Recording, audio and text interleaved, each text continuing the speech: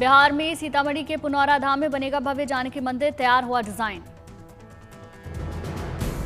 बिहार के सीएम नीतीश कुमार ने साझा की जानकी मंदिर के डिजाइन की तस्वीरें। माता सीता की जन्मस्थली पुनौरा धाम में बनेगा मंदिर।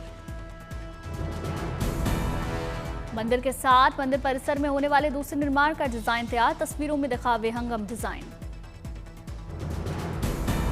जानकी मंदिर के लिए बिहार सरकार ने किया ट्रस्ट का गठन, सीएम नीतीश कुमार ने दी जानकारी। नीतीश कुमार का बयान, सीतामढ़ी के पुनौरा धाम में भव्य मंदिर का निर्माण जल्द पूरा कराने के लिए कृत संकल्पित है। अहमदाबाद में भगवान जगन्नाथ की रथ यात्रा की तैयारियां तेज। भगवान जगन्नाथ, बलभद्र और देवी सुभद्रा के विग्रहों को कराया जाएगा नगर भ्रमण। 27 जून को अहमदाबाद में निकाली जाएगी भगवान जगन्नाथ की रथ यात्रा। अहमदाबाद के जमालपुर स्थित जगन्नाथ मंदिर से निकाली जाएगी यात्रा। भगवान जगन्नाथ की रथ यात्रा के लिए श्रद्धालुओं में भरपूर उत्साह। अभी से भजन कीर्तन और तैयारियों का दौर जारी। भगवान जगन्नाथ, बलभद्र और देवी सुभद्रा के विग्रहों को सजाने के लिए इंतजाम किए गए। नई पोशाक, शानदार गहने अर्पित किए। इस बार अहमदाबाद में रथ यात्रा का 148वां साल, हजारों लोग शामिल रहेंगे। सुरक्षा के कड़े इंतजाम। पुरी में उड़ीसा के सीएम मोहन चरण मांझी ने गुंडीचा मंदिर का किया दौरा। भगवान जगन्नाथ की रथ यात्रा से जुड़ी तैयारियों की समीक्षा की। पुरी में भगवान जगन्नाथ की रथ यात्रा की तैयारियां तेज। पारंपरिक कलाकारी से सजाया जा रहा मंदिर परिसर। दिल्ली में धूमधाम से निकाली गई भगवान जगन्नाथ की रथ यात्रा, सीएम रेखा गुप्ता शामिल। दिल्ली की सीएम रेखा गुप्ता ने लोगों को दी भगवान जगन्नाथ की रथ यात्रा की बधाई और शुभकामनाएं, खुशहाली की कामना। उज्जैन के महाकालेश्वर मंदिर में भस्म आरती में शामिल हुए यूपी के पूर्व डीजीपी प्रशांत कुमार। पर्वतारोही संतोष यादव ने भी महाकाल के दर्शन किए।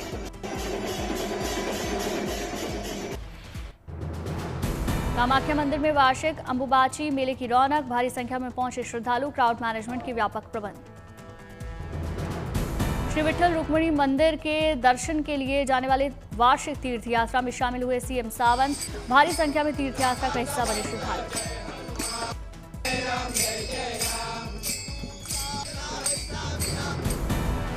लखनऊ में वेस्ट मैनेजमेंट प्लांट का यूपी के ऊर्जा मंत्री ए के शर्मा ने किया उद्घाटन। प्लांट की मदद से हर दिन 2000 टन कूड़े को कम किया जाएगा।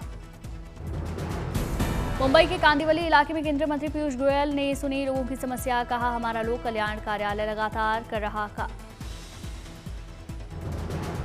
यूपी के संभल में शुरू हुआ पुराने तीर्थ स्थलों का पुनर्विकास। नगर पालिका की ओर से किया जा रहा मंदिरों, देवालयों, तालाबों और कुओं की सफाई का पुनर्निर्माण का काम। देश की राजधानी दिल्ली में आज भी मौसम सुहाना रहने के आसार। जारी रहेगी बादलों की लुकाछिपी। दिल्ली एनसीआर के कई इलाकों में आज भी हो सकती है बारिश। उमस से मिलेगा छुटकारा। लखनऊ में हुई झमाझम बारिश, लोगों को गर्मी से मिली काफी निजात। पंजाब के अमृतसर में जोरदार बारिश, मौसम में बदलाव से लोगों को राहत। मध्य प्रदेश के अशोकनगर जिले में लगातार बारिश, सड़कों पर भरा पानी, जनजीवन प्रभावित। हिमाचल प्रदेश के कई इलाकों में बारिश का अलर्ट। मौसम विभाग ने सावधानी बरतने की चेतावनी दी। मौसम विभाग ने हिमाचल के बहुत से जिलों में सोमवार और मंगलवार के लिए जारी किया बारिश का येलो अलर्ट। बुधवार को 9 जिलों में बारिश का ऑरेंज अलर्ट।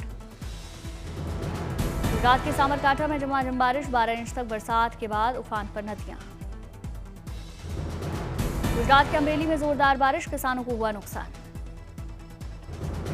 ओडिशा के मयूरभंज में बारिश के बाद अचानक आई बाढ़, बचाव दलों ने लोगों का रेस्क्यू किया। 2 दिन के दौरे पर छत्तीसगढ़ पहुंचे गृह मंत्री अमित शाह। नवा रायपुर के अटल नगर में नेशनल फोरेंसिक साइंस यूनिवर्सिटी सहित कई परियोजनाओं की सौगात दी।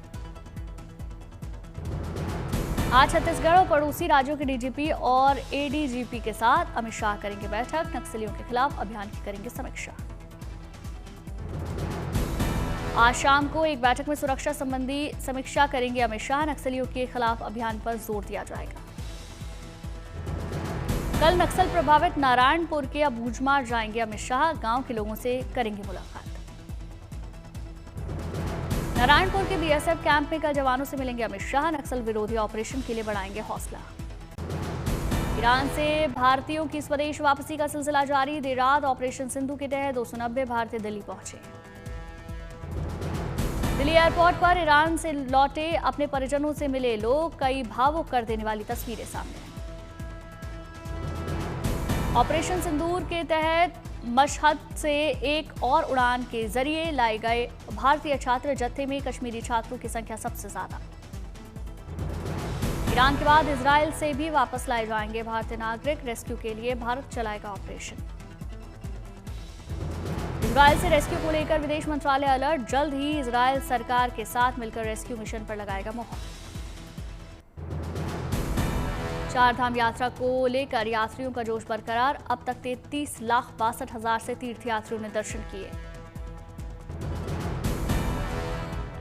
चारधाम में अब तक सबसे ज्यादा केदारनाथ धाम में श्रद्धालुओं ने किए दर्शन, आंकड़ा 12 लाख के पार। केदारनाथ धाम के बाद बद्री विशाल में रही अब तक सबसे ज्यादा भक्तों के पहुंचने की संख्या। 9 लाख से ज्यादा श्रद्धालुओं ने दर्शन पूजन किए। यमुनोत्री धाम में अब तक 5,27,000 भक्तों ने किए दर्शन। गंगोत्री धाम में पहुंचने वालों का आंकड़ा 5 लाख के पार। हेमकुंड साहिब के दरबार में भक्तों के पहुंचने का सिलसिला जारी। अब तक 1,52,000 से ज्यादा भक्तों ने दर्शन किए।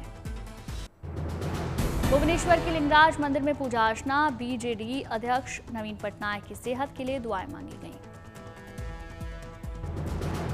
जम्मू कश्मीर के पहलगाम और बालटाल इलाके में बीएसएनएल ने लॉन्च किया 4G। अमरनाथ यात्रियों को मिलेगा संचार संपर्क। बीएसएनएल ने श्रीनगर से लेकर गांदेरबल और दूसरे इलाकों में लगाए 67 टेलीकॉम टावर। वीडियो कॉल और इंटरनेट सेवा में होगी आसानी। लद्दाख में सरहद शौर्याथन का शुभारंभ। महाराष्ट्र के डिप्टी सीएम एकनाथ शिंदे ने किया रवाना। तमिलनाडु में होसूर फ्लाईओवर की मरम्मत का काम तेज। चेन्नई बेंगलुरु हाईवे पर लगी गाड़ियों की लाइन।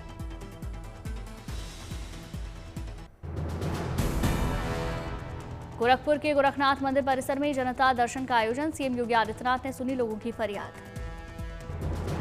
राजौरी के सोडा पन्नी में सूफी संत मियां लाल दीन के 35वें सालाना उर्स का धूमधाम से आयोजन। बड़ी तादाद में श्रद्धालुओं ने दरगाह पर इबादत की। जम्मू कश्मीर में राजौरी और पीर पंजाल के बीच युद्ध स्तर पर सड़क का निर्माण। थाना मंडी सुरनकोट सहित कई इलाकों से गुजर रही है सड़क, बढ़ेगी लोगों की सुविधा।